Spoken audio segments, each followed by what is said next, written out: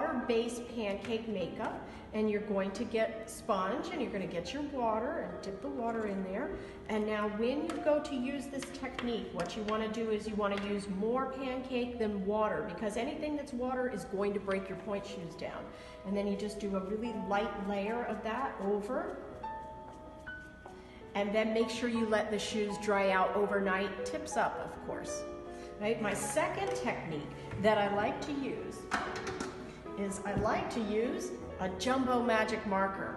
Right? So I got a really nice big fat tip here on that. And you're gonna just start to color in the pointe shoe. Right? It works really fast. Right? You can put newspaper on the inside, whatever you like. This works really well with darker colors like black or red. You can't use a highlighter. Make sure you get a nice big magic marker, right? So that's my second technique.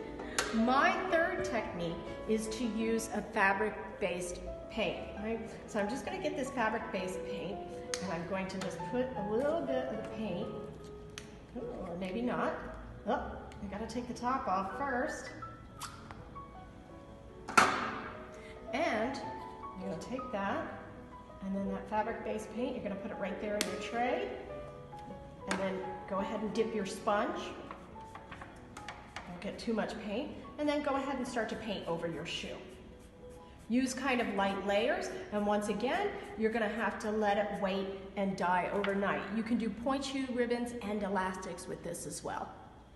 For spray painting, I think the first thing I need to do is to use painter's tape to tape down mine. And the second thing I'll do is, same thing, use the tape and tape inside the shoes.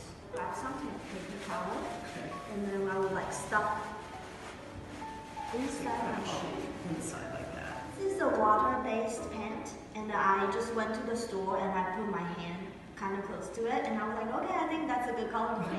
Keep like around 10 inches away from your shoes, and then you just gently, and it's really fast. So you just keep spraying and see if you miss any spot. And I would say just leave your shoes. Don't touch it for 20 minutes.